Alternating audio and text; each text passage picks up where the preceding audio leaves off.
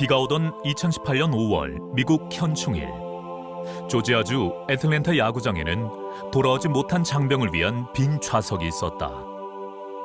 이 좌석 옆에 정복을 입은 생도가 비를 맞으며 부동자세로 서 있자 한 시민이 우산을 씌워주고 있다.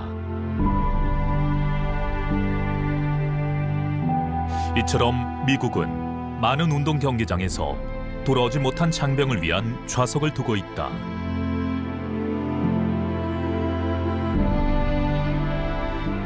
미군의 식당에도 레몬 한 조각과 소금 한 줌이 담긴 빈 접시가 놓인 식탁을 두고 있다. 이 역시 어떠한 희생을 치르더라도 결코 전우를 버리지 않겠다는 맹세의 상징이다.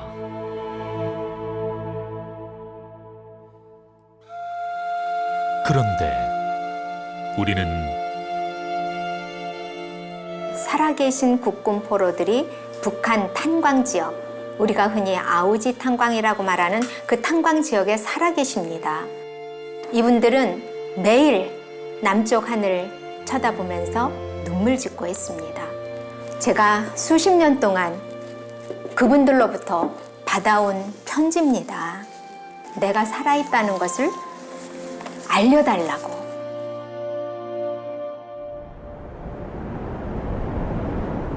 때이른 태풍 엘시의 영향으로 비가 내리는 1950년 6월 25일 새벽 4시.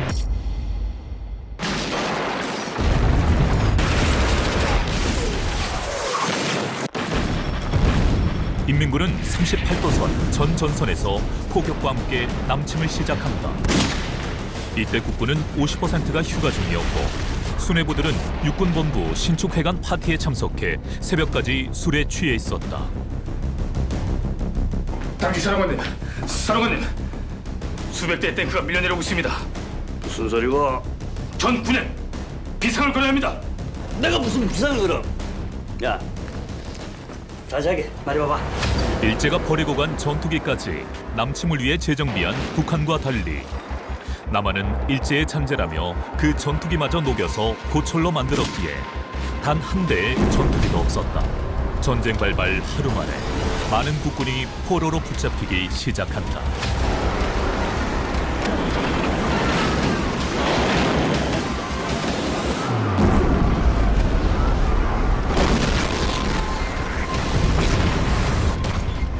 (6월 25일) 당일 1사단에 있던 이종식 2등 중사 인민군의 포로가 되었으며 6월 26일 7사단에서 복무하던 송영철 1등 중사 6월 28일 사흘 만에 서울이 함락되면서 우수기 병장 등 수많은 국군이 인민군의 포로가 되었다.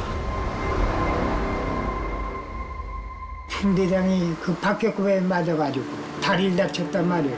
중대장을 얻고 내려오다가 또 나도 파편에 맞아가지고 인민군들한테 포로가 돼가지고 열차로다가 상경북도 해로 시민들은 말이야 저 새끼들이 저거 포로라고 하면서 말이야 욕사발을 하고 포로들 모아놓는 데 가니까 한 1,000명 이상 나흘밖에 안 됐는데 네네네. 한 보름쯤 있으니까지만 한 1,500명 정도 2,000명 정도 모이더란 말이야.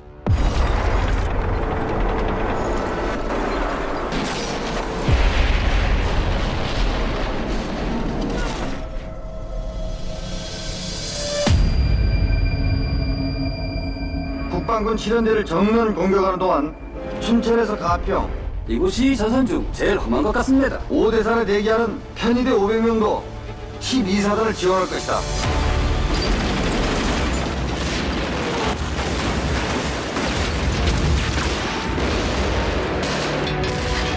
우선 이소대가 공격한다. 임무는 적 선두단차를 잡는 것이다.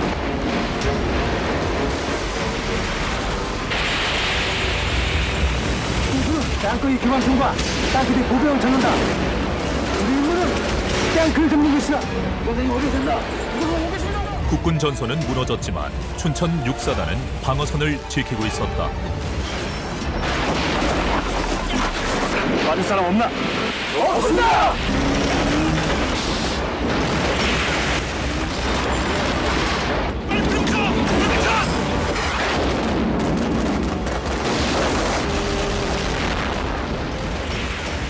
6.25 전쟁 초기 6일 동안 춘천 지역에서 김종호 대령의 육군 제6보병사단만이 인민군 남하를 성공적으로 차단한 것이다.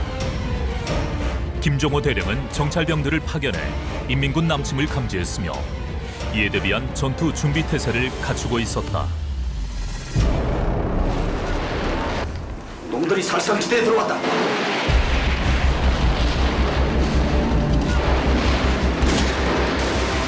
춘천 사범학교, 춘천 농고, 춘천고, 춘천여고 등 춘천 지역 학생 500여 명은 국군 육사단에 자원 입대하여 참호를 하며 국군 장병을 도왔고 시민들 또한 군수물자를 운반하거나 군인들 식사를 준비했다. 이 전투로 인해 인민군의 서울 점령은 지연되었고 국군은 군을 재편해 지연 작전을 수행하며 유엔군 파병까지 버틸 수 있는 시간을 벌게 했다. 육사단을 지원한 춘천여고 여성 학도병들의 용기는 9일 대한민국 국군 여군 창설로 이어졌다.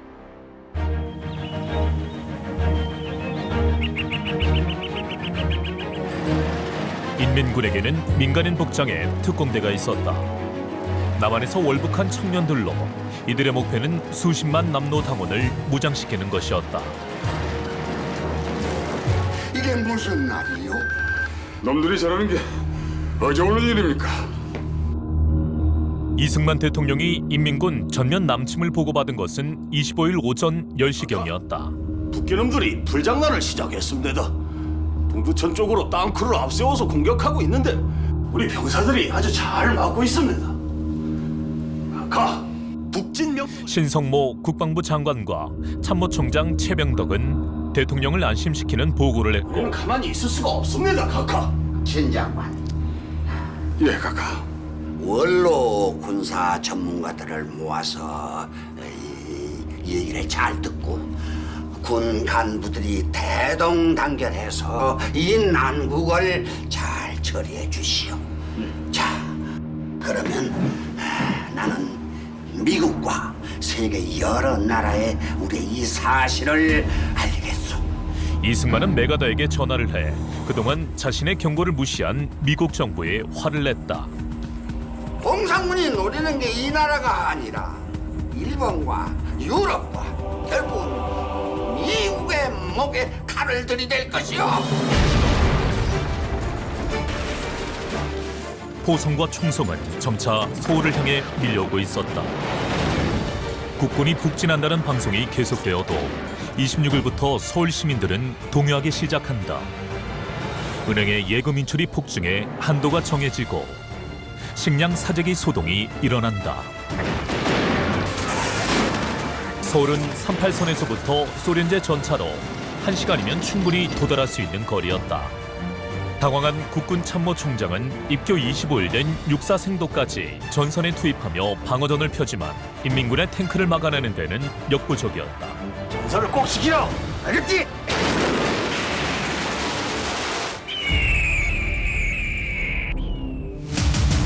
일조는 이승만 생포, 2조는 카카. 아직까지 여기 계시면 안 됩니다. 카카. 서대문 형무소에 7,000여 명, 마포 형무소에 3,500여 명, 영등포 형무소에 1,300여 명의 죄수들이 경무대로 쳐들어온다면 걷잡을 수 없는 사태가 벌어질 것이 불을 보듯 뻔했다. 북한군 폭격기가 김포 비행장을 폭격하고 서울 상공을 누빌 때마다 경무대 방공으로 피신하는 목숨을 담보로 한숨도 안 자고 구국의 공무를 수행하다 27일 새벽 3시에 강요들의 급박한 권유에 못 이겨 경무대를 떠났다.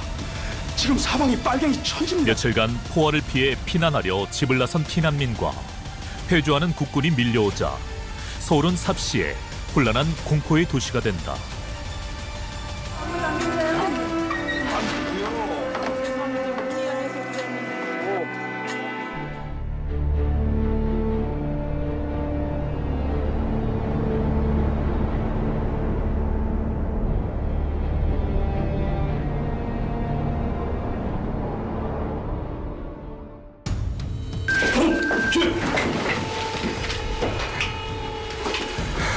급하게 오시라고 한 것은 한강교 화 때문입니다. 한강교 폭파는 전쟁 발발 3일 만인 27일 군사 원로 회의에서 초대 국방장관 이범석 장군이 한강교를 끊어 인민군 탱크 남하를 막고 배수진을 쳐 국군의 결사 항전을 후임 신성모 국방장관에 건의한 것이다.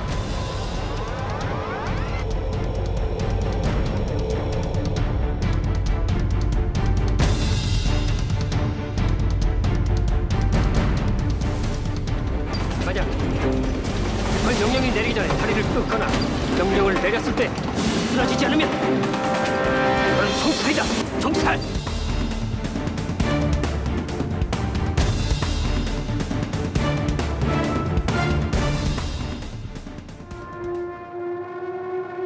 (6월 28일) 육군 참모장 최병덕 소장은 인민군 전차가 시내로 들어왔다는 보고를 받고 공병감 최창식 대령에게 한강교 폭파를 명령한다.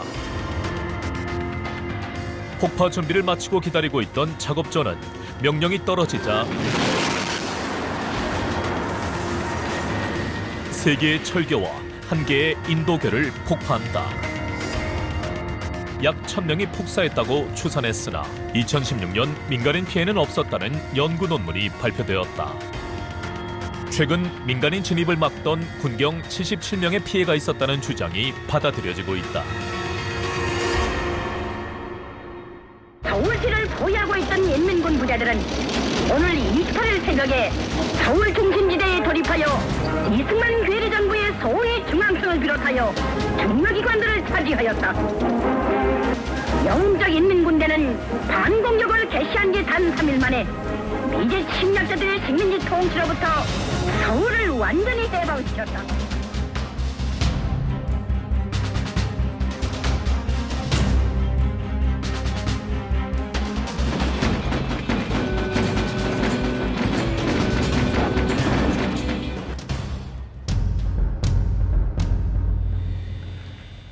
북한군 사령부 박덕사는 오직 김일성만 안다고 해 본명 대신 김일로 불린다. 부관! 그는 몇 달 뒤 12월에 군 정치 공작 사업 실패로 파면당한다. 지금 부상당한 우리 애들 어디서 치료하고 있나? 각 야전에서 치료하겠습니다. 너 이 새끼 당장 총살아버려. 서울에 들어올 때 병원들 확보하라 안 했나? 그거 이 편의대가 확보에 실패했습니다. 아주 그냥 우리 애들 야전에서 죽어간다고 장군님이 나를 문책하니 이걸 어째 하냐? 장군님이 나를 모르고 갔어.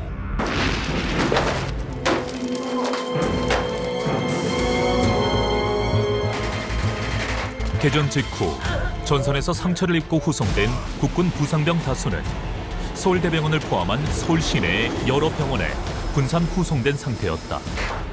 상당수가 중상자였다. 6월 28일 아침 인민군 병력이 서울대 병원까지 들이닥쳐 부상병들과 환자 가족들을 잔인하게 학살하고 병원은 인민군 부상병들의 후송기지로 쓰이게 된다.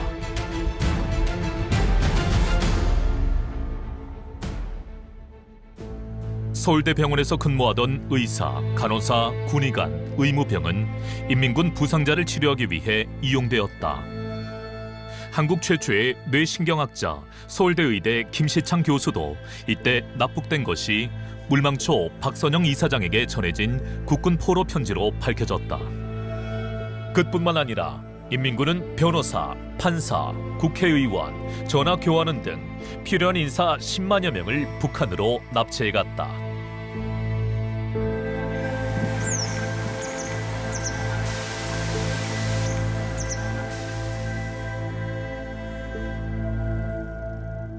서울 함락 소식을 들은 메가더 장군은 전선을 직접 확인하려 6월 29일 자신의 전용기 바타노를 타고 일본 동경을 떠난다.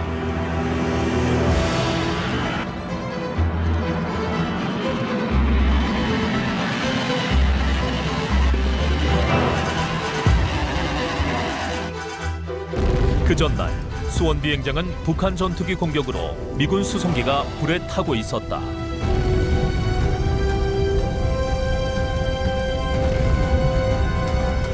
네 대의 전투기 호위를 받는 메가더 전용기 바타노는 오는 도중 북한 전투기 공격을 받고 공중전을 치르며 수원 비행장에 착륙했고,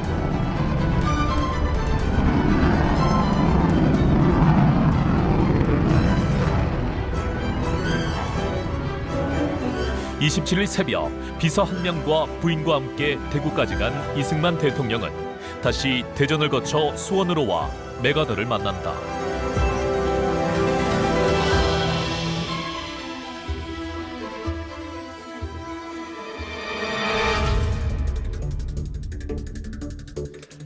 수원역에는 전선에서 철수한 국군들이 다시 편성되어 한강 저지선에 투입되고,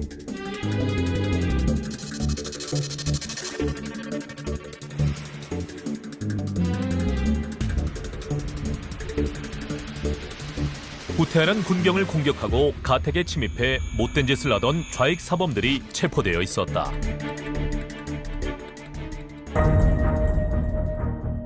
메가더 사령관은 그의 자서전에서 국군의 한강 저지선을 살피고 인천 상륙 작전을 구상했다고 한다.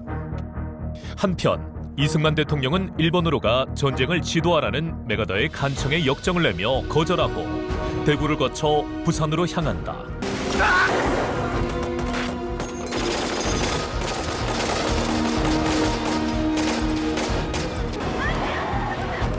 이미 민간 복장을 한 인민군 유격대가 이승만 대통령의 길목을 지키고 있다는 첩보에 7월 1일 오후 4시 목포로가 사나운 바닷길을 택해 배를 타고 7월 2일 부산에 도착해 포항 해변에 정착한 피난민들을 위로한다.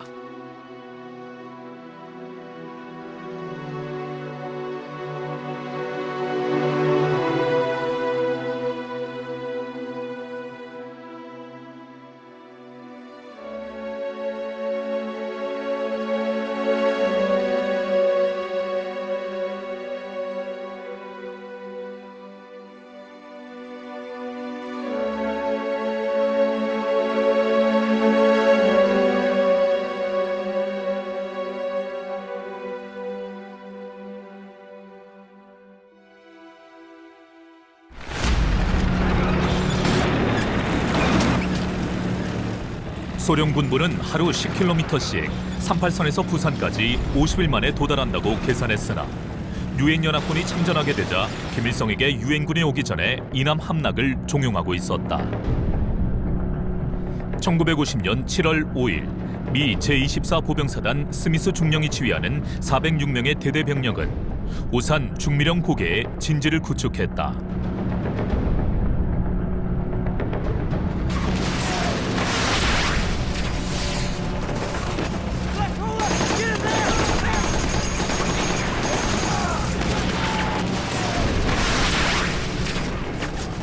미군이 참전했다는 것만으로 인민군은 주눅이 들 것이라는 농담을 할 만큼 미군 병사들은 인민군 전력을 과소평가하고 있었다. 상황은 예기치 않게 전개됐다. 7월 5일 오전 7시 인민군 제4사단 기갑연대가 탱크를 앞세워 공격해왔지만 비가 내려 전투기가 들 수 없었고 미군이 지닌 무기로는 적의 탱크를 막아내는데 역부족이었다.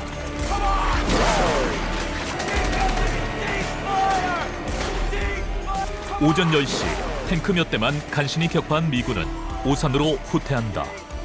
그리고 오후 2시에는 인민군 4사단 주력 부대가 물밀듯이 공격해오자 스미스 대대는 어쩔 수 없이 천안으로 후퇴했다. 이 과정에서 미군 60명이 전사했고 82명이 포로로 잡혔으며 인민군도 120명이 죽었다. 이것이 미군이 이 땅에서 북한군과 벌인 첫 전투였다. 이를 오산 전투 또는 중미령 전투로 역사는 기록하고 있다.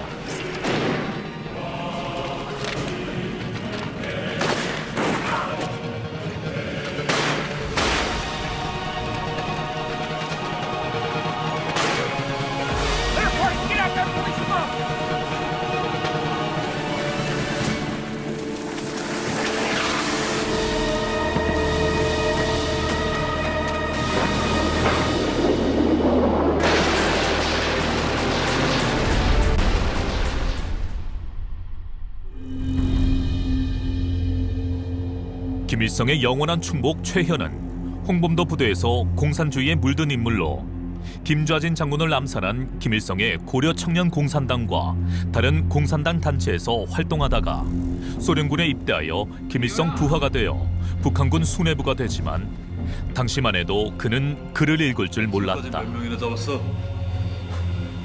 그 오산에서부터 대구까지 수백 명은 되지 않겠습니까? 1000명은 안 될 것 같습니다.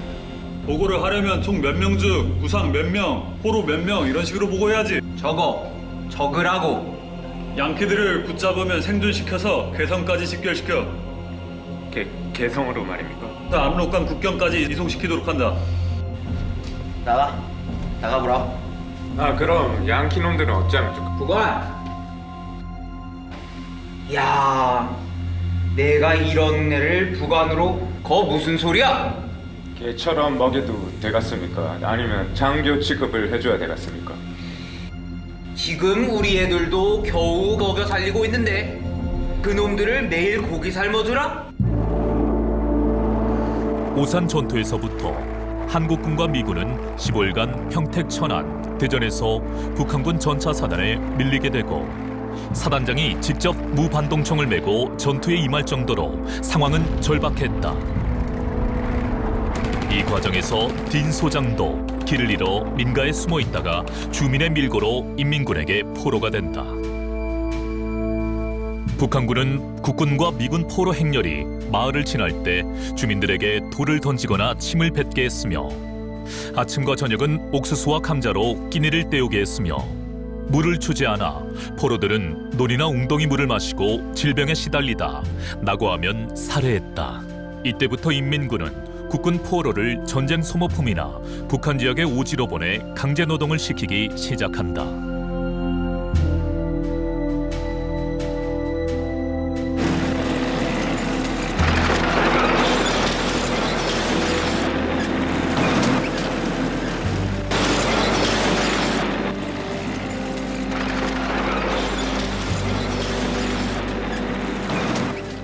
인민부대가 쳐들어오니까 가족들 다 해주고 나는 친구네 집에 가서 숨어 있었는데 벌써 학생들이 돌아다니면서 다 수색해서 순문중학교에 가보니까 벌써 학생들이 많이 모여있어. 의용군 소집위원회 심사라는 거 간단히 그저 나이가 몇 살이냐 몇 학 이거만 물어보고 입대시키는 거지. 그래서 거기서 입대해가지고 며칠간 그저 뭐 초보적인 그 훈련이라고 시키고 그 다음에 자기 부대로 가서 어디까지 갔는가 하면 기차 타고 끌려갔단 말이야. 한 30명이. 그때 20살 때 부모님들도 못 보고 떠났으니까. 나가자 이용군으로 해방된 남반부 청년 학생들도 진정한 조국.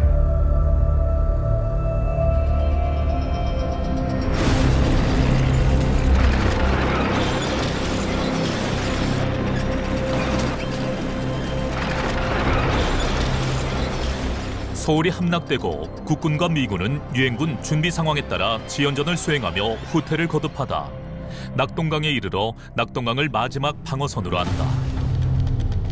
워커 장군은 7월 8일 대전 전선을 살필 때 이미 낙동강을 활용한 방어선 구축을 구상하고 있었다.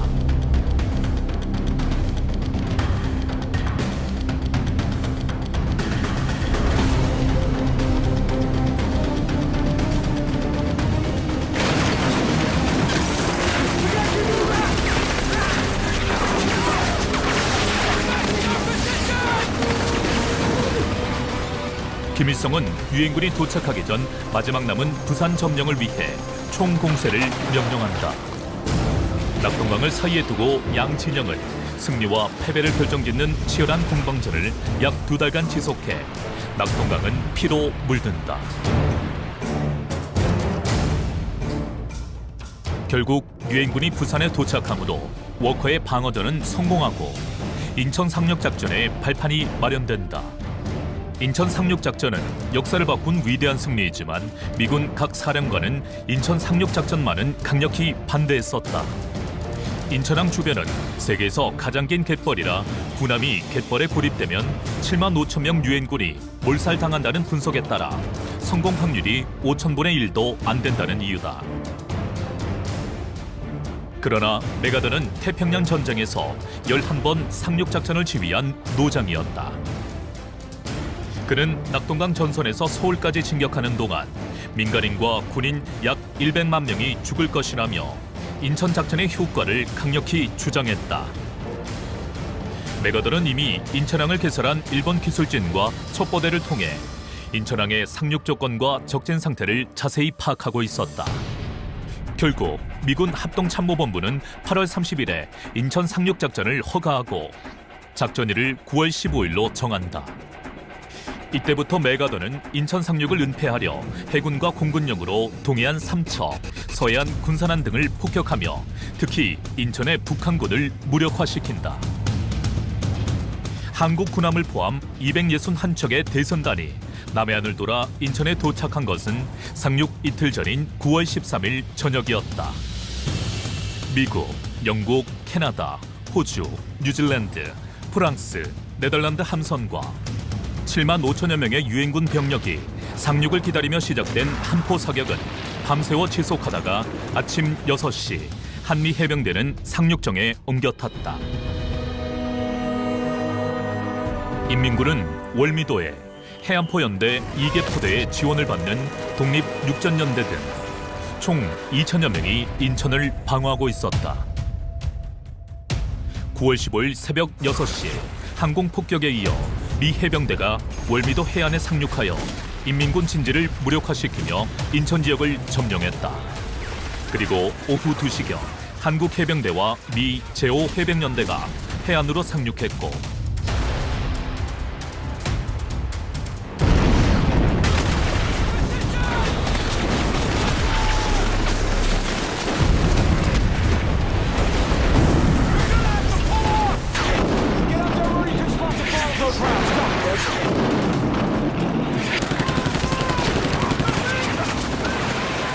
오후 4시 45분에는 미 제1해병연대가 상륙하여 본격적인 시가전을 편다.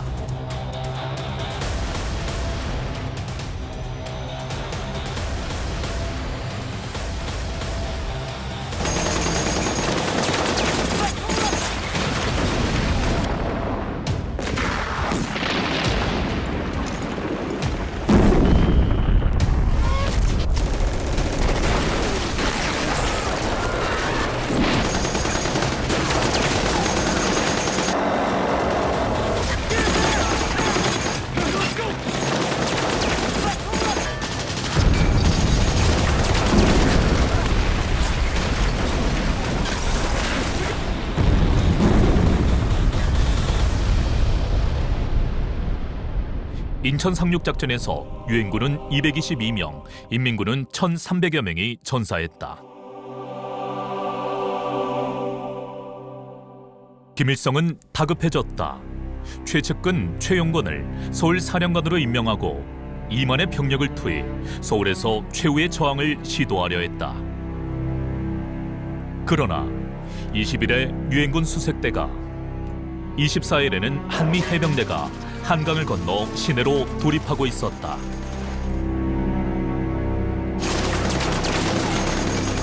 인민군대들이 행동하는 게 다르더라고. 전진을 못해요. 그러니까 인민군대들이 뭐라는가 하면 대대장이라는 사람이 담보이라고 해서 전투 상황에서 우리 부대가 이동한다. 그래 후퇴한 난사는 안 오고 이동한다는 거지. 부상자나 몸이 아픈 사람이 빨리 못 가지 않아요. 그러니까 뿔뿔이 해주고 말았지. 그렇게 돼서 우리는 나고자가 되는데 3명이서 서울로 집으로 돌아가자. 뒤돌아섰단 말이에요. 돌아서서 그래서 마을로 조금 더 내려가는 도중에 숲속에서 북군들이 다 나타나더라고.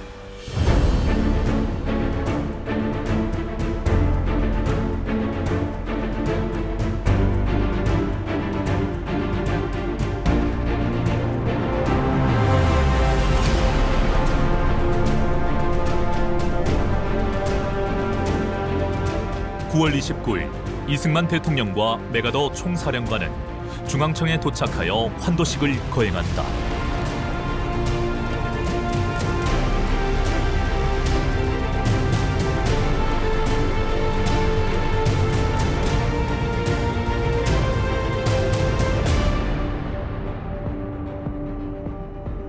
서울이 수복되고 인민군이 철수하자 피난민들은 다시 집으로 돌아왔다.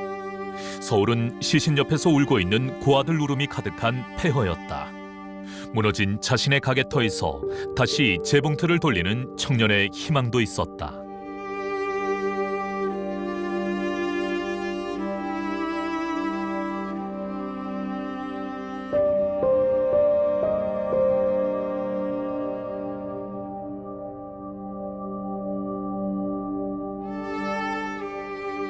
인민군이 점령했던 지역에서는 보도연맹에 가입되었던 남로당원과 인민군에 의해 참혹한 민간인 학살이 드러난다.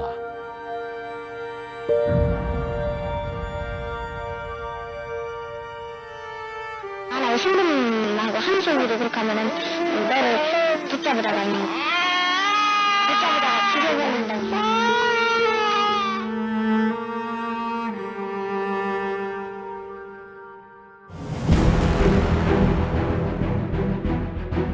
유엔군은 서울을 수복하고 9월 말 38도 선에 도달한다.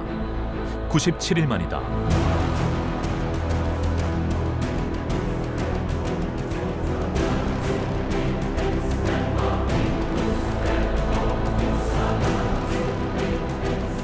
국군은 이승만 대통령 명령에 따라 10월 1일 북진을 전개하고 맥어더 장군은 추격권 원칙에 따라 인민군 경멸을 위한 북진 작전을 전개한다.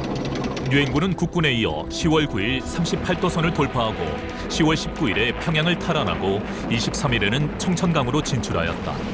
국군과 유엔군이 38선 이북으로 진격해오자 김일성은 국군 평양 입성 일주일 전에 중공의 접경 지역 압록강변 만포진으로 도망한다. 유엔군이 국경을 향해 북진할 때 북한에는 이미 대규모 중공군이 들어와 있었다. 중공 모택동은 유엔군이 38도선을 넘어오자 스탈린, 김일성과 논의한 후 총 60만 명의 중공군을 파병하기로 했고 19일 만에 1차 26만여 병력이 은밀히 압록강을 건너 입북하고 있었다. 이때 침입한 중공군 대부분은 모택동군에 입대한 팔로군과 장제스의 국민당군 포로들 출신이었다. 이들은 정전협정으로 포로 교환이 이루어질 때 상당수가 공산주의를 반대하는 반공포로로 대만으로 돌아갔다. 이제 6.25 전쟁은 소련 스탈린에 이어 중공군과 전쟁, 공산진영 대 자유진영의 전쟁으로 지속 확대된 것이다. 중공군이 유엔군을 포위하려 은밀히 스며들고 있을 때 국군 6사단은 압록강 초산에 도착. 압록강 물을 2개의 수통에 담아 이승만 대통령과 육군본부에 전달했지만 곧이어 중공군 공격으로 다시 탈북 국군포로 신동길 병사도 이 초산 전투에서 포로가 되었다. 김일성을 생포하려던 중 중공군 개입으로 어쩔 수 없이 철수하게 된다. 이 과정에서 개마고원 장진호에서 미 해병대가 10만 명 중공군 포위망을 혁파한 전투가 미 해병대 최악의 전투로 기록된다. 장진호 전투는 주력은 미 해병대 전투이지만 유엔군 곁에는 한국 경찰, 카투사 등 한국의 지원 병력이 있었다. 탈북에 성공한 이기춘 어르신도 1950년 12월 29일 장진호 전투에서 포로로 잡혔다.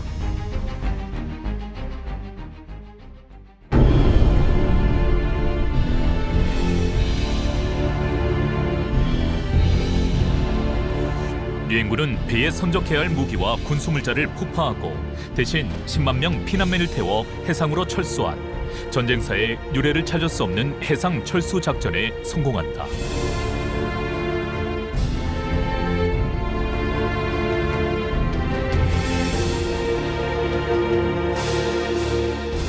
중공군 인해절순에 밀려 후퇴하던 국군과 유엔군은 1951년 1월 4일 서울에서 후퇴하게 된다. 6.25 한국전쟁 중 한민족의 대이동에 해당하는 피난은 3번 있었다. 전쟁 초기 서울에서 부산까지 이어진 38선 이남 피난민 이동이었고 중공군 개입 후 38선 이북 주민들의 피난, 그리고 1951년 중공군 충계 대공세 때였다. 6.25 한국전쟁은 소련과 중공의 공산주의 세계화를 막아낸 자유진영의 대리전쟁으로 최초의 자유진영 수호 전쟁이다. 가족을 남기고 다시 돌아올 줄 알았던 이북에서 남아한 피난민들은 지금까지 지구촌 유일한 분단 국가의 고통을 감내하며 영원히 이산 가족이 된다.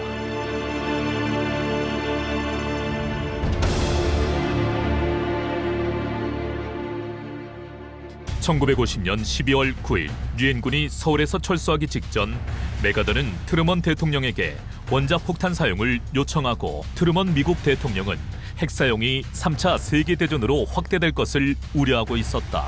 이로 인해 트루먼 대통령과 메가더의 대립은 심각해졌다. 중공군은 유엔군의 반격 직후 4차 공세를 단행하여 지평리, 원주 일대의 큰 손실을 보면서 격렬한 전투를 벌였다. 그러나 유엔군이 작전의 주도권을 회복하여 3월 15일 서울을 탈환하고 여세를 몰아 3월 말에 38선을 회복하였다.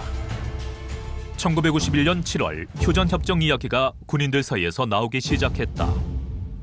유엔군과 북중연합군은 1951년 6월 한반도 문제를 더는 군사적으로 해결하기 어렵다고 판단하고 협상으로 해결하고자 하였다. 1951년 7월 10일부터 휴전회담을 시작한다. 그러나 이승만 대통령은 단독으로라도 싸울 것이라며 휴전협상에 완강히 반대하며 한미 상호 방위 조약, 미국의 원조 보장, 해군의 봉쇄와 지속적인 공중 방어와 국군의 전력 증강을 요구한다.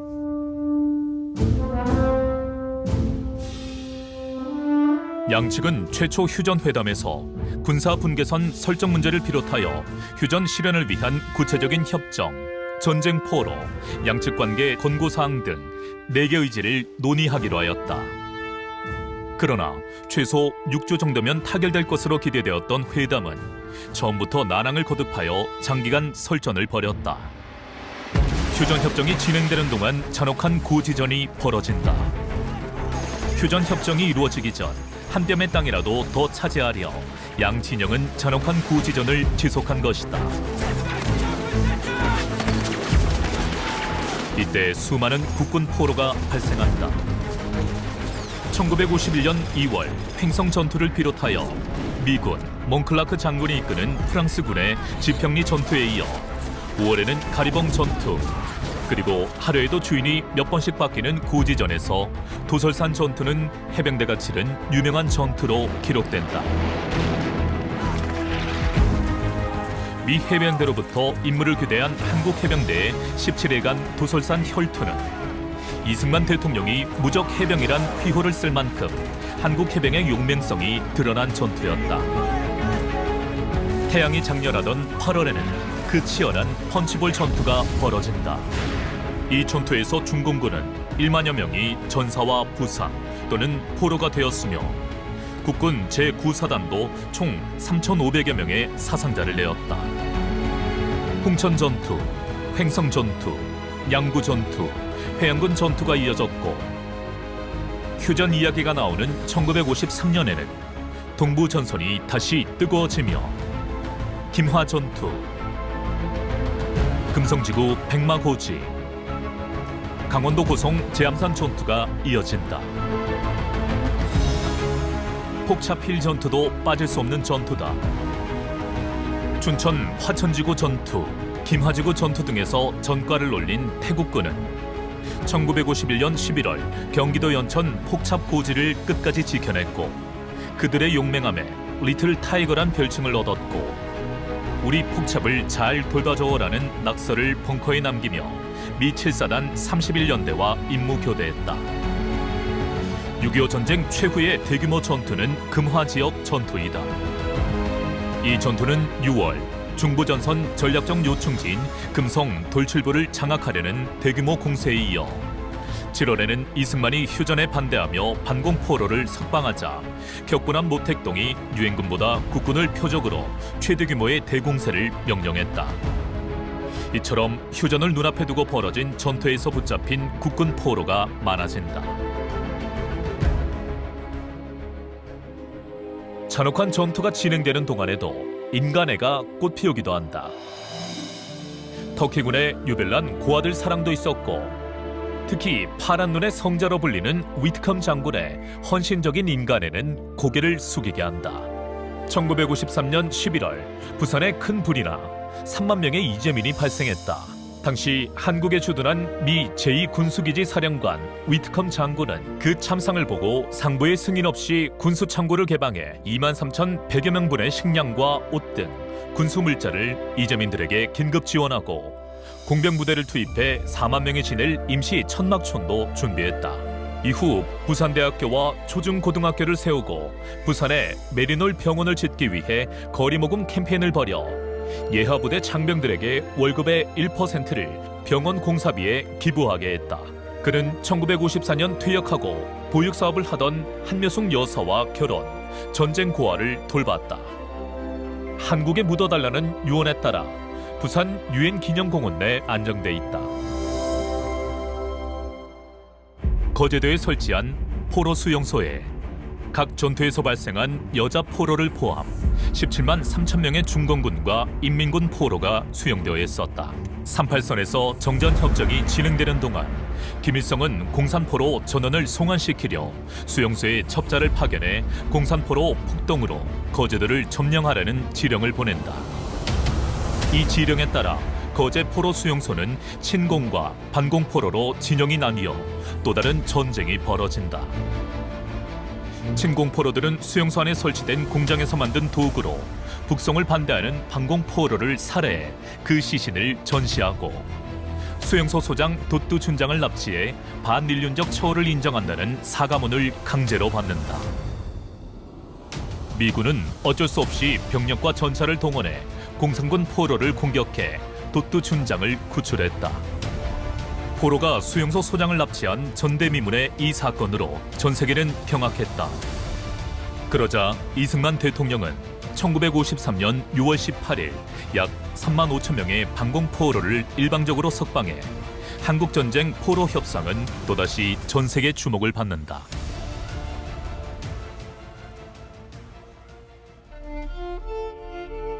유엔군이 국제협약에 따라 공산군 포로를 수용하는 동안 북한은 1951년부터 휴전까지 14개의 포로 수용소를 만들어 유엔군 포로를 분산 수용하며 최악의 인권유린 전쟁 범죄를 저지른다.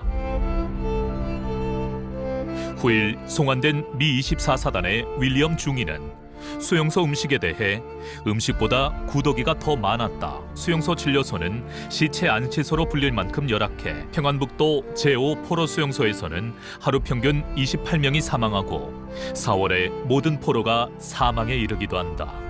탈북한 국군 포로들은 타국 포로들보다 더 혹독하고 가혹한 대우를 받았다고 증언한다.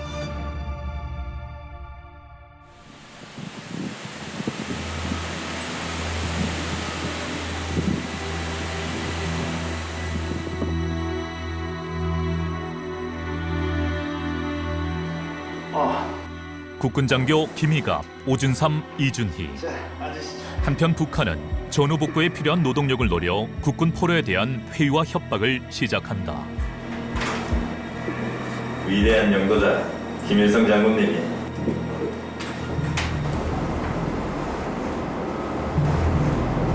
김일성 장군님이 전 인민에게 술과 떡을 하사하시었어. 너로 말할 것 같으면 이승만이 나라를 미 제국주의에 팔아먹으려는 걸 막기 위해 목을 내놓고 여수군사 혁명에 앞장섰던 이준희 열시다. 내 고향은 대구요. 대구.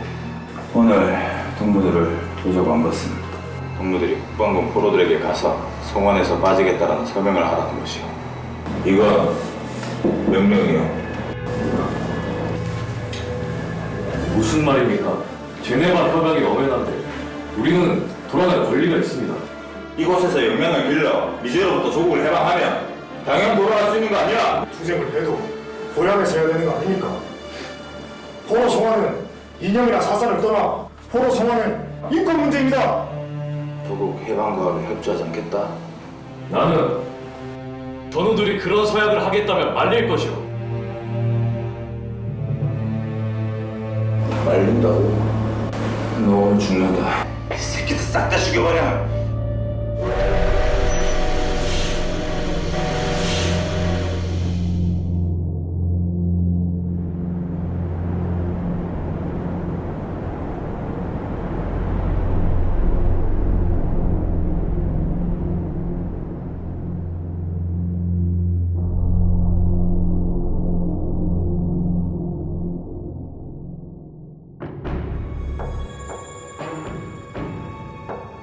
나는 조선노동당당 서기 김춘입니다. 우리 조상들은 원래 내건 내 것 없이 모두 같이 일하고 똑같이 분배했습니다. 뭐예요? 뭐지 그 전투에서 또 한 마리 걸렸네. 아, 수도사단 출신이네. 이 방에 수도사단 출신 있어요? 없으면 이 방 놓으세요. 미제국주의를 몰아내고 나라를 구했을 텐데 안타깝습니다. 머지않아 휴전협정이 될 것 같습니다. 땅 있는 지주와 돈 있는 자본가들이 인민을 착취해서 러시아에서 혁명이 일어난 것입니다. 우리는 이제 어떻게 되는 것입니까? 유엔군이 감시하니 김일성이 우리를 안 보낼 수는 없을 겁니다. 우리는 송환될 겁니다. 병아리도 알을 까고 나올 때는 껍질을 깨뜨리듯 씨앗이 싹틀 때도 김사님,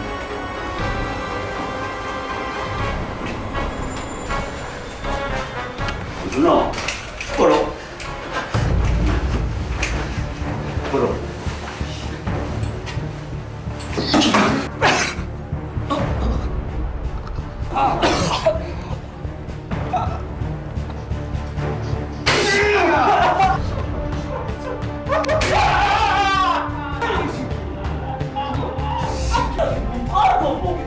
내가 더 안 빤너 천천히 줄게. 갈비뼈를 부러뜨려야 돼.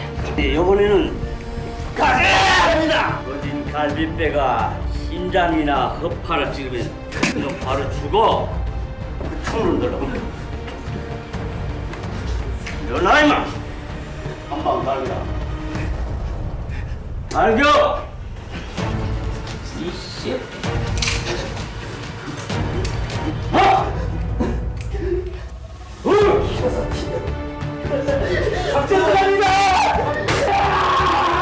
내일 저녁까지 탈출을 말한 새끼 이름 세놈 안 죽으면 너도 이놈 신세 된다. 알았어 이 개새끼야.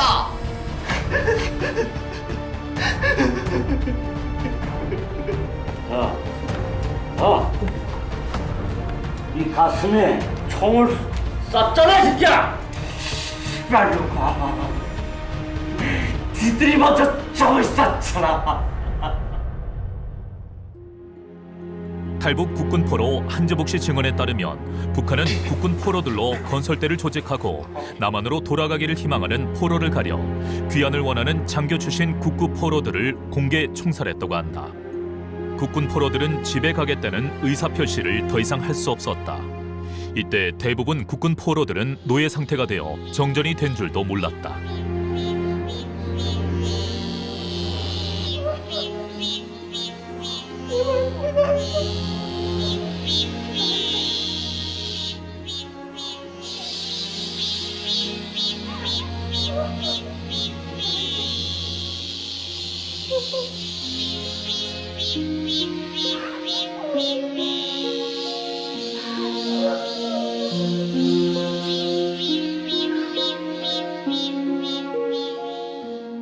우리 성태아비를 제발 피난다.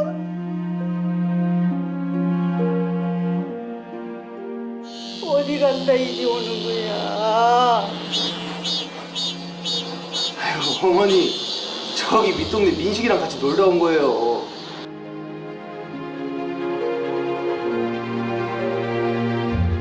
걱정 마세요.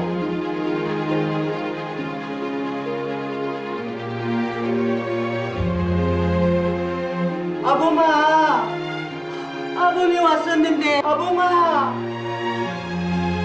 아범이 왔어 아범이, 아범이.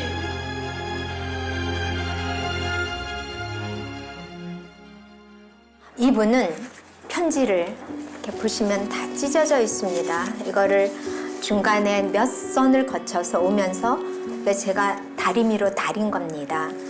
이렇게 꼭꼭 접어서 소나기에 넣어야 되니까요. 이렇게 접어서 전해진 편지입니다. 부인이 살고 있다는 거를 알고 부인한테 나는 여기서 결혼해서 아이까지 있고 부인이 있는데 같이 가도 나를 받아줄 수 있어? 그 부인은 한 번도 남편이 죽었다고 생각한 적이 없다.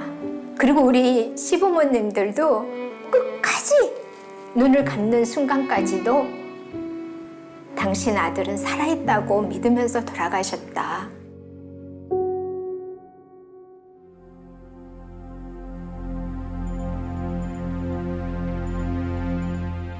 휴전 협정을 마무리하기 위해 공산군 측 제안을 전격 수용하여 국군 포로 문제는 해결되지 않은 상태로 휴전 협정이 마무리에 이르게 된다. 유엔군은 휴전 협정에 반대해 반공 포로를 석방한 한국을 휴전 협정에서 배제한다는 공산군 측 요구를 받아들이는 대신 한미 상호 방위 조약 체결, 경제 원조를 약속하며 결국 2년간 지루한 정전 협상은 7월 27일 협정문에 유엔군 총사령관 마크 클라크는 문산에서, 김일성은 평양에서, 중국 인민지원군 사령관 펑더화이가 서명함으로 휴전된다.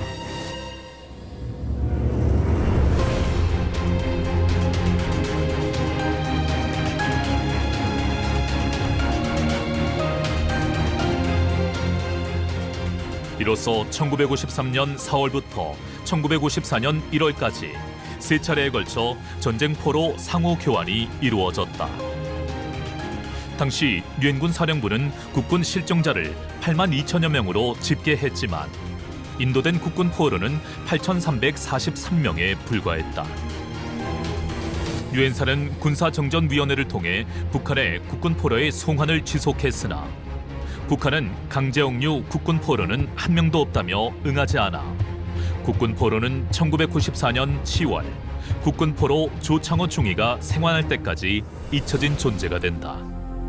정전담방이 지금 됐는데 포로 교환을 하겠는데 포로 송환위원회 실종, 이게 궁금하단 말이야. 포로 수용소 안에서는 경비원이 또 총 메고 따라다니고 포스가 그저 다 파괴되는데 이거로 건설하고 복구를 하고 하겠는 데는 사람이 있어야 하지. 청년들이 우리 국군포로가 내무성 건설대가 조직됐다. 전쟁이 끝났으니까 일할 사람들이 모자란 거예요. 포로 구분들을 힘들고 이게 험악한 뭐 강산, 탄강, 그다음에 뭐 바다, 뭐 이런 것이 주로 다 북쪽에 함경도 지방으로 많이 다 보냈어요. 그 남쪽하고 먼 곳에 또 어머니도 부모가 없이 그때 당시는 고아랬어요. 고아래서 나이가 아마 우리 아버지를 만날 때는 나이가 좀 30. 그때 당시 50년대 30이면 완전히 시집 못 가는 나이였어. 그런데 우리 아버지를 어떻게 만나서 결혼식도 못 올리고 그냥 아버지도 혼자지, 여기 혼자 떨어졌지. 그러니까 그냥 뭐 오두막 같은 데서 이렇게 판잣집 같은 데서 둘이 결혼 신혼 생활 시작했다 그랬다고.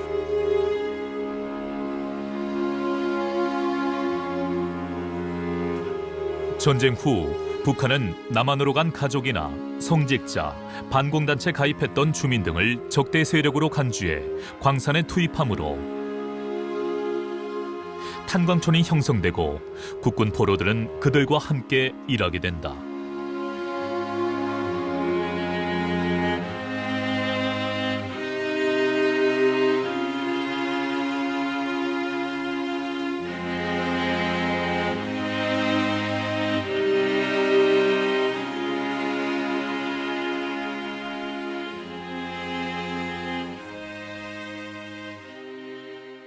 탄광 생활은 그런 말할 것 없이 비참해요.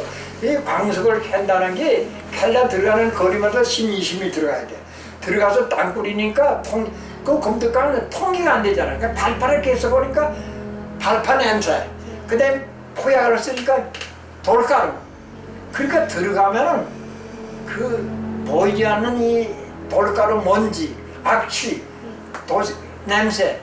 그러니까 그 다음에 화장실이 뭐 10, 20이라는 그 냄새라는 게 있고 그 다음에 그 광석을 다 실어서 짓고 그런다는 그 육체적 노동이라는 거는 말로 표현할 수가 없이 힘들어요. 자기에 맡기 전에 바지를 꼭 해야 돼. 내가 오늘 광석을 20톤 캐라. 20톤 못 캐면 밤을 새 사람도 맞아 하라는 거지. 그냥 왜 먹고 광산에 내끼는 바지가 있으니까. 그걸 못하고 그냥 못 나와요. 그걸 심지어 아줌마이나 아줌마 아이들까지 돼서 그 교육을 하라는 거야. 그 검도강사는 마지막에는 내가 오늘 한교대 일을 했잖아. 내 교육을 그냥 거기서 강산 갱내에서 사는 게 이래서 사람이 골병이 들고 내주긴 정말 비참하게 정말 사람 꼴이 아니고 이렇게 죽은 거예요. 아버지, 난 학교 졸업하면 선생이 돼서 애들을 가르칠 거야. 내가 시골 깡촌에서 태어났지만 열심히 할 거야. 아버지가 43호다.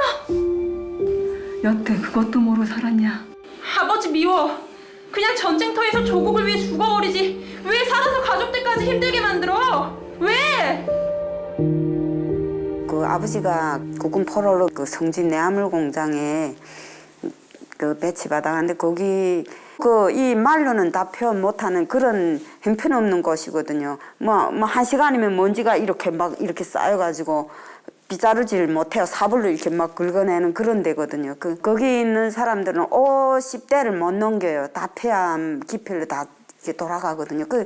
거기다 몽땅 국군 포로들을 다 였어요. 그러니까 아버지들이 거기서 이제 강석을 구워내고 이러면 그 자식들이 거기서 그 불덩어리가 막 그 꼼빼아 타고 나오는 거 이렇게 막 분쇄를 하고 이렇게 미리술로 갈라가지고 그 수출하는 데거든요. 그렇게 해서 내화벽돌 찍고 이렇게 해가지고 수출하는데 거기 다 국군 포로들끼리 그냥 살았어요. 그래가지고 어릴 때부터 그냥 저는 그냥 남선 집이라고 그러더라고요. 동네에서. 저 남선 애다, 남선 집이다 이렇게 하더라고요. 그래서 살면서 또 그 농촌도 아니고 도시니까 그 나라에서 주는 배급을 가지고 이렇게 사는데 너무 국군 포로들은 친척이 없으니까 시골 같은데 친척이 있거나 이런 사람들은 조금 거기서 도움을 받아 먹는데 김일성 때부터 뭐 우리 같은 국군 포로 가족들은 죽을로 살았어요. 그냥 죽이 밥이 되고 밥 같은 거는 그냥 명절에 그러니까 그 배급으로 이게 쪼개 먹으며 살자니까 그렇게 살았고 너무 지급을 당하고 또 오빠들도 군에 가고 싶은데 군대 못 가고 또 오빠가 어릴 때부터 이렇게 음악을 했어요.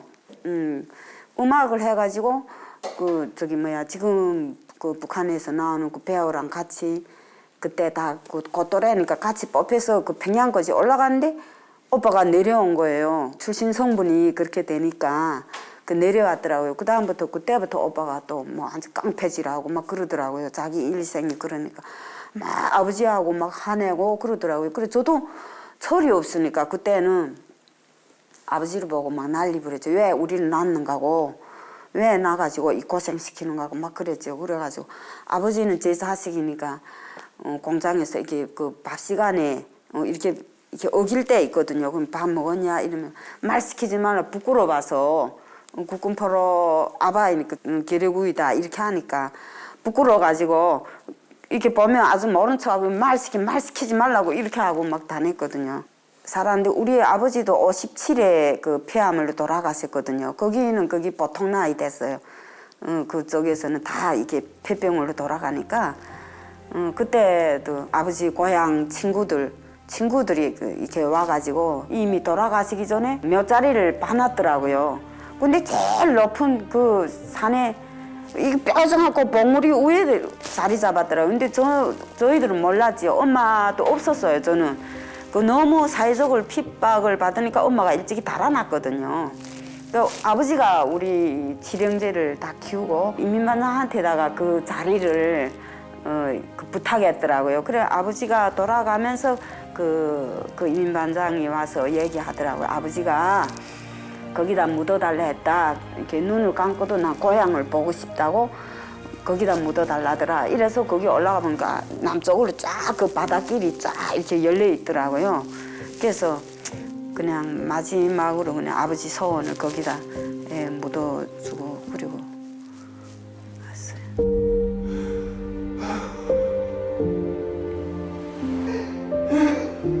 고난의 행군 시기에 잡숫지 않고 뭐 쌀 한 대박이라도 있으면 가져다 주고 막 이랬는데 그 후에 아버지가 한 달 만에 돌아가셨어요. 탄강에서 그렇게 열심히 일하고 그래 했지만은 굶어서 돌아가셨어요. 아버지가 먹을 게 없어가지고 굶어서 돌아가셨다는 걸 생각하면 내가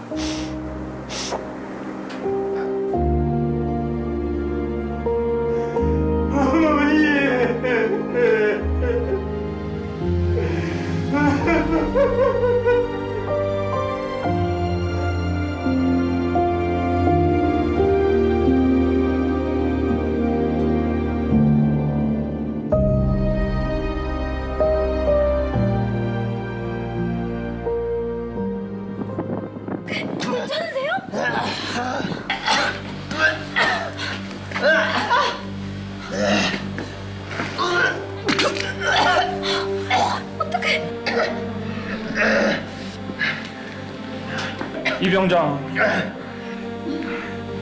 군의관님, 저 왜 이러는 거죠? 이병장. 이 개새끼들, 생사람을 이렇게 죽여? 군의관님, 저 너무 억울합니다. 분명히 우리나라 휴전했다고 그러지 않았습니까? 근데 대체 유엔은 어디서 뭘 하고 있는 겁니까? 예?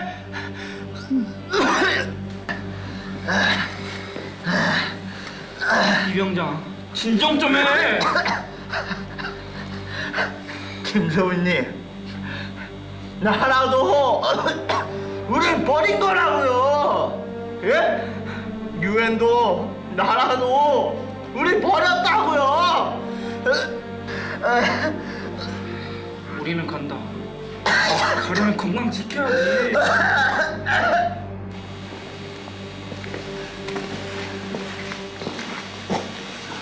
진폐증.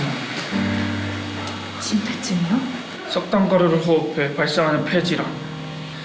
분진이 폐에 들어가면 염증이 일으켜요. 염증이 계속되면 폐가 뚫리고. 근데 어찌 이곳에 있습니까? 사실 저도 서울에서 왔습니다. 이화여전 방공단 출신이. 우리 오빠도 당신들과 같은 육군 장교. 지금쯤 43호가 되어 어느 탄광에 있을지도 모르고요. 제가 자원했어요. 확 죽으려다. 당의 선물이요. 동무 중 한 동무만 거절해도 간호사 동무는 다른 짝을 만나게 될 것이요. 아, 당에서 이 사람과 나를 짝을 지어준다는 얘기죠? 좋소. 그럼 일단 우리 둘이 나가서 얘기 좀 하고 오겠습니다.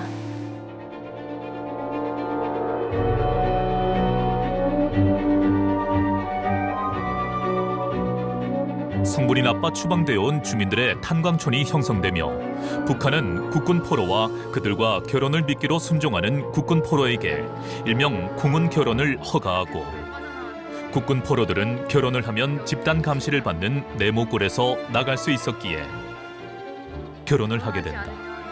새로운 소장 성놀이개가 되다가 임신하면 곧바로 처형당할 거예요. 이 결혼은 친애하는 수령 김일성 동지가 국방부 출신들을 용서하고 공화국 인민이 될 기회를 선물하는 결혼입니다. 이제 미래를 몰아내기 위한 전쟁은 끝났다. 그러나 우리는 반드시 침략자 양키를 몰아내고 남반부를 해방할 것이다.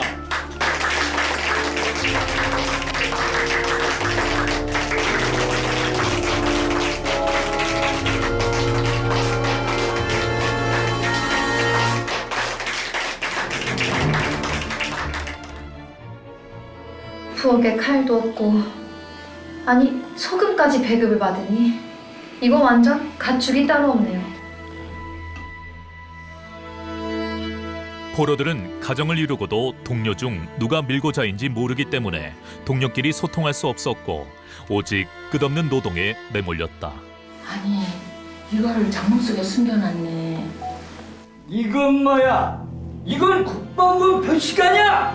경비병! 경비병! 이거 내가 기념품으로 보관. 이년아 가만히 있어. 네 반동포자 같은 년. 진짜입니다. 가만히 있어라. 진짜입니다. 믿어주세요. 반동무자 이 새끼는 당장 나가! 이건 제가 기념품으로 보관하는 겁니다. 이놈을 당장 끌고 가! 안 됩니다. 안 됩니다. 안돼. 하지 마시오. 탈북 국군 포로 한재복 씨는 장교 출신 국군 포로들의 저항 운동이 1958년 무궁화 청년단 사건에 대해 증언했다. 청년단은 아오지 탄광을 주축으로 약 80명 규모였고 1년여간 비밀리에 활동하다 내부 고발자에 의해 발각되어 전원 사형당했다.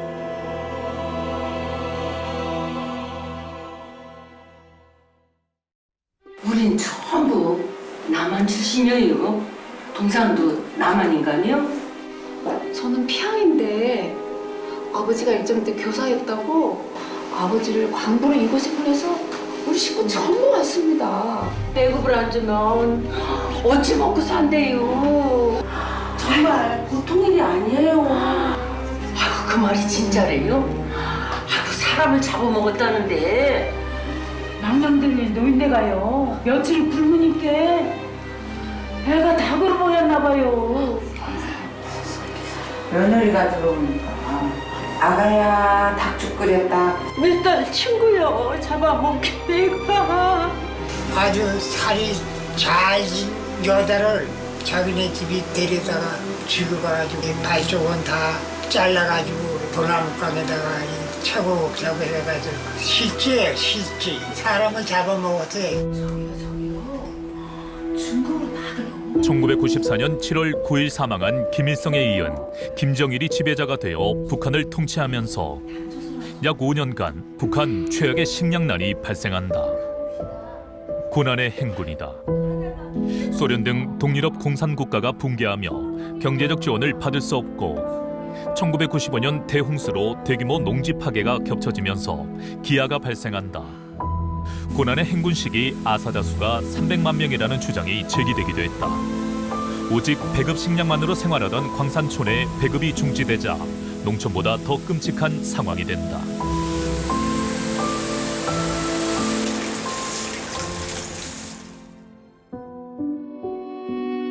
아버지 묘지에 가서 통곡 치며 울었지. 아버지, 내가 통일이 되면 어떻게나 아버지를 내 꼭 고향 땅에 묻어드릴게요. 이러면 내 통곡 치었는데 그러다가 제가 중국 오게 된 계기가 돼가지고 중국에 오니까 또 한국에 또 이런 길이 있다 하니까 무조건 우리 아버지를 고향 땅에 모셔야 되겠다. 오직 그 생각이 되지. 그렇게 살아 계실 때 우리 내 고향 가면은 감도 많고 농사도 잘 되고 이러는데 그런 말을 계속 들었고 자랐는데 제가 고향 땅에 아버지를 못 모시고 간다는 게 원이 될 것 같더래요. 그래서 제가 우리 아들을 시켜가지고 너 할아버지 우리를 위해서 얼마나 본인이 잡수지도 못하고 우리를 위해서 너희들이 생각했는가. 그래 할아버지를 모셔가자고 하니까 우리 아들이 선뜻 대답하더라. 19살 딸이 그때 19살이 됐을 때 그럼 너 가서 할아버지 묘를 파오라 이렇게 시켰어요. 처음에 갔다가 못 파고 온 거예요. 밤 12시에 갔는데 그 공동묘지에 가서 파자니까 막 겁도 나고 막 그러더래요. 그래서 도로 집에 할머니 집에 왔다가 남조선 가면은 갔다가 다시 이제 저 북한 땅을 못 가는데 그때는 우리가 땅을 치면 후회한들 안 된다. 어떻게 하나 할아버지를 모셔가야 된다. 이러니까 어머니 그러면 내가 한식에 가겠다 그러더라고요. 그래가지고 4월 5일 한식에 다시 북한을 갔어요. 얘가 가가지고 그때는 파가지고 왔더라고요. 그 유해를 그 비닐에다 싸서 배낭에다 이어가지고 급거리다가 우리가 다시 북송을 되면서 보따리 2개를 만들어가지고 그분한테 신신당부했죠. 이 짝 보따리는 잃어버려도 괜찮은데 이것만은 꼭 아저씨 내가 죽지 않고 살아 돌아오겠으니까 이것만은 보관해달라고 하니까 이게 뭐인가 그래. 내가 우리 아버지랄까 이 사람이 깜짝 놀라더라. 그래 아저씨 놀라면 안 된다고 저 경찰이 지금 보고 있으니까. 그래가지고 제가 굶어 돌아가시는 우리 아버지를 지금 생각하니까 우리 아버지가 너무 불쌍한 거예요. 명절이란 것도 없고 그저 3교대를 계속 탄강에 그저 일하러 다니고 그랬죠. 아버지는. 사람들에게 이날의 한 초 한 초는 참으로 안타까운 시각이었습니다. 진정 영웅과 이어져 산 세월보다 더 긴 것만 같은 지금의 한 초 한 초는 수천 수만의 뒷모를 막으려니 하나의 큰 전쟁을 이긴 것. 비전양 장기수 북송의 시작은 1993년 김영삼 정부가 남북관계 개선한다며 3월 19일 이인모를 비롯 63명의 비전양 장기수들을 조건 없이 송환했고 이인모 이제 넘어왔을 때 그 사람 비전양 장기수 엄청 막 도로 환영하고 그 사람을 주제로 한 영화도 만들고 막 그랬었어요. 그럴 때 아버지는 TV에서 진짜 눈길을 안 뗐었어요. 혹시 우리도 갈 수 있지 않을까. 그래가지고 엄청 근데 그게 이제 날이 따라 이제 이루어지지 않으니까 굉장히 실망을 이제 하시고 또한 희망 거는 게 이산가족 상봉 때 그때 이제 또 엄청 희망을 거시더라고요. 처음 이렇게 이사 가서 산모할 때 진짜 많이 울고. 잊혀진 국군 포로는 1994년 국군포로 조창호 중위 탈출로 다시 주목된다. 조창호 주위는 대한민국 육군에 자원 입대, 육군 소위 임관하여 장교로 참전하였다가 1951년 5월 강원도 현리 전투에서 중공군에게 포로가 되었다. 그는 북한군 의영군에 배속되었으나 1952년 동료 포로들과 탈출하다가 체포되어 13년간 강제 노역소에서 복역한 후 자강도 광부로 배치되고 그도 광산에서 규폐증을 얻는다. 하루 10시간이 넘는 중노동에 일일 식량 배급량은 고작 300g 정도였다. 이후 규폐 증세가 심해져서 압록강변 산간마을로 보내지고 거기서 알게 된 중국 조선족 상인이 편지를 쓰면 남한에 보내주겠다 했다. 답장을 받을 확신도 없이 조창호는 지난 40여 년 그리움의 편지를 써 진누이가 교사로 있던 성신여학교로 보냈다. 이 편지는 성신학교로 배달되었지만 수신자 불명 우편으로 휴지통에 버려진다. 아니 읽지도 않는 편지를 누가 쓰레기통에 버렸네? 이게 뭐야? 이거 괜찮겠지?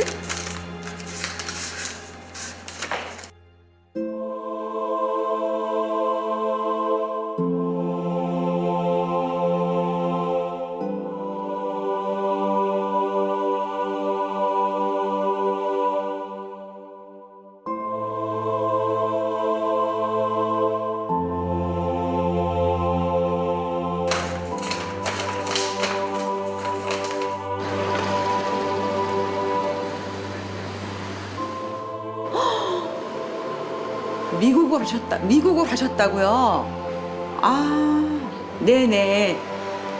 아, 옛날에 우리 학교에 아마 근무하셨던 것 같아요. 1994년 미국에 사는 조창호 중위의 누이가 CIA에 탄원서를 제출했고 10월 20일 중국 목전으로 해상을 시도했으나 높은 파도로 실패했고 3일 뒤 2차 시도에서 대한민국 수산청의 어업지도선이 조창호 중위를 구조한다. 국군 포로들은 2000년 김대중 전 대통령의 남북 정상회담에 기대를 걸었으나 개를 선물로 데려가며 여기 살아있는 국군은 거론도 안 했다. 남북한 화해 분위기가 지속되던 1994년 한국에서는 국군 실종자 41,971명 가운데 22,562명은 전사자로 처리한다. 유족 신고가 없는 19,409명은 실종자로 처리했다. 그리고 국군 포로를 이상거적 문제로 하고 북한의 국군 포로 명단 공개 거부를 수용하게 된다. 대한민국 대통령이 자신들을 데려갈 것이라고 기대하던 국군 포로 5만여 명은 울분에 휩싸였고 여기서 가만히 있다가 죽나 탈북을 하다 죽나 마찬가지라는 생각으로 스스로 고향 땅을 밟기 위해 탈북을 시작하게 된다. 많은 포로들 탈출이 발각되어 다시 구금되는 가운데 80명이 탈북에 성공하여 조국의 품으로 돌아오게 된다.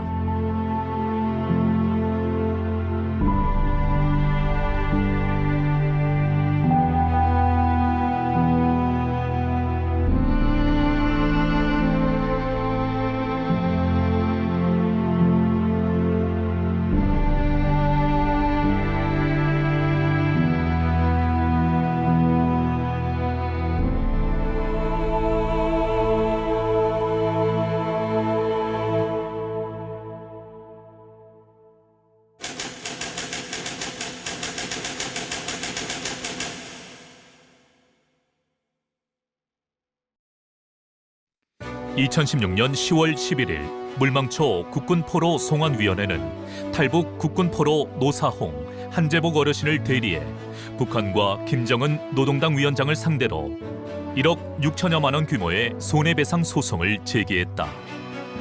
2020년 7월 7일 서울중앙지방법원은 탈북 국군포로의 손을 들어주며 북한과 김정은 위원장이 원고 노사홍, 한재복 어르신에게 각각 2,100만 원씩 지급하라는 역사적인 판결을 내린다. 남은 국군포로 어르신들이 전부 다 똑같은 소송을 제기해서 승소를 해야 됩니다. 두 번째는 오늘 이긴 거에 대해서 강제 집행을 해야 됩니다. 다행히도 조선중앙TV가 받을 돈 20억이 지금 공탁돼 있기 때문에 그들에 대해서 강제 입건하기 위해서 저희 변호인에 대한 노력하겠습니다. 감사합니다. 대북 제재로 북한 송금이 막히자 조선중앙TV 등에 지급할 저작권료가 법원에 맡겨져 있는데 이에 대한 채권 압류 절차를 밟겠다는 겁니다. 국내에 있는 나머지 국군 포로 21명에 대한 소송도 이어가겠다고 밝혔습니다. 국군 포로 문제에 대해서는 정치권이나 이렇게 관심이 많은 게 있잖아요. 이게 난 참 섭섭하더라고요. 이들은 또 북한에 남은 수백 명의 국군 포로를 하루빨리 송환할 수 있도록 국가가 나서야 한다고 강조했습니다.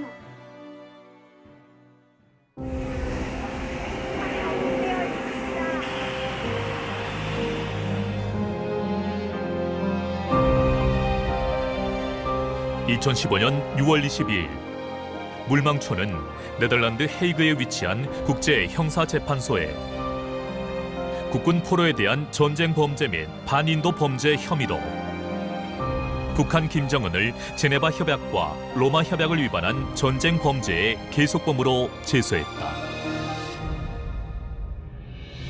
북한을 탈출하여 귀환한 포로들은 모두 80여 명. 그들은 수많은 전우가 수천 길 북한의 땅 속에서 노예 생활을 하며 고향과 가족을 그리며 오늘도 고통 속에 죽어가고 있다고 증언한다. 그들의 증언대로 조국과 사랑하는 가족 그리고 인류의 자유를 지키려 전우의 시체를 넘고 넘어 악마들과 싸우신 우리의 영웅들이 북한의 고통 속에 죽어가고 있음에 우리는 그들을 잊지 말아야 할 것이다.